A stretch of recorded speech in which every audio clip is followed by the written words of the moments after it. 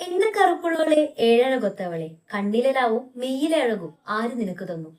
ഒരു സമയത്ത് കേരള ജനത ഏറെയും ഏറ്റുപാടിയ വരികളാണ് ഇത്. ഇത്തരത്തിലൊരു വരികൾ എഴുതുമ്പോൾ ആ എഴുത്തുകാരന്റെ മനസ്സിലെ ആശയം അതെന്തായിരിക്കുമെന്ന് നിങ്ങൾ എപ്പോഴെങ്കിലും ചിന്തിച്ചിട്ടുണ്ടോ? ഞാൻ ചിന്തിച്ചിട്ടുണ്ട്. എന്റെ ചിന്തകളിൽ നിന്ന് ഞാൻ മനസ്സിലാക്കിയത് ഒരുപക്ഷെ കറുപ്പിന് ഏഴഴകാണെന്ന് അദ്ദേഹം ഈ ലോകത്തോട് സമർത്ഥിക്കുകയായിരിക്കാം ഈ വരികളിലൂടെ. ഇത്തരമൊരു എഴുത്തിലേക്ക് അദ്ദേഹത്തെ നയിച്ച ഘടകം അതൊരു പക്ഷേ ആ നിറത്തോടുള്ള അവഗണനയോ അധിക്ഷേപമോ ഒക്കെ ആയിരുന്നിരിക്കാം.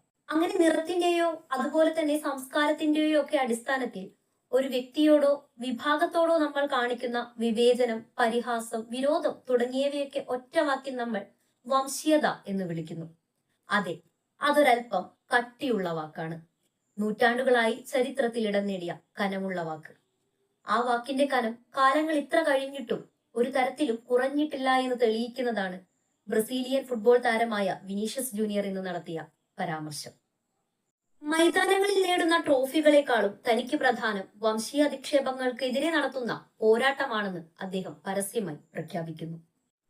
തന്റെ കരിയറിലുടനീളം പല സ്റ്റേഡിയങ്ങളിൽ നിന്നും ഇത്തരത്തിലുള്ള വംശീയ അധിക്ഷേപങ്ങൾ അദ്ദേഹം നേരിട്ടിട്ടുണ്ട്. എത്രയൊക്കെ നേട്ടങ്ങൾ ഉണ്ടാക്കിയാലും തന്നെ പിന്തുടരാൻ പോകുന്ന മഹാവിപത്താണ് വംശീയതയെന്ന് അദ്ദേഹം തിരിച്ചറിഞ്ഞിരിക്കുന്നു. ആ തിരിച്ചറിവാണ് ഇത്തരത്തിലുള്ള ഒരു തുറന്ന പോരാട്ടത്തിലേക്ക് അദ്ദേഹത്തെ നയിക്കുന്നത്.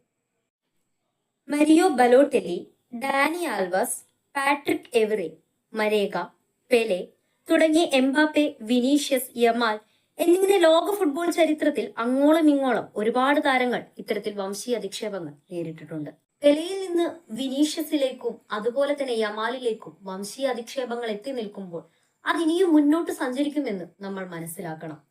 ബ്ലാക്ക് ലീവ് മാറ്റേഴ്സ് എന്ന ഹാഷ്ടാഗിൽ യുഎസിൽ നിന്ന് പൊട്ടിപ്പുറപ്പെട്ട ഗ്ലോബൽ പ്രൊട്ടസ്റ്റ് നടന്നത് ഈ നൂറ്റാണ്ടിലാണെന്ന് നമ്മൾ ഒരിക്കലും മറന്നു പോകരുത്. എത്രയൊക്കെ മനുഷ്യത്വത്തെ കുറിച്ച് സംസാരിച്ചാലും യൂണിറ്റിയും ഇക്വാളിറ്റിയും നമ്മളുടെ സോഷ്യൽ മീഡിയ പ്ലാറ്റ്ഫോമുകളിൽ നിറഞ്ഞാലും ഓരോ മനുഷ്യന്റെയും ഉള്ളിൽ ഇന്നും വംശീയത വേരോടുന്നുണ്ട്.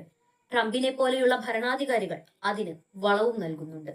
അത്തരമൊരു ലോകത്തു നിന്നാണ് ഇത്രയേറെ നേട്ടങ്ങൾ ഉണ്ടായിട്ടും പോരാട്ടമാണ് തനിക്ക് വലുതെന്ന് വിനീഷ്യസ് പ്രഖ്യാപിക്കുന്നത്.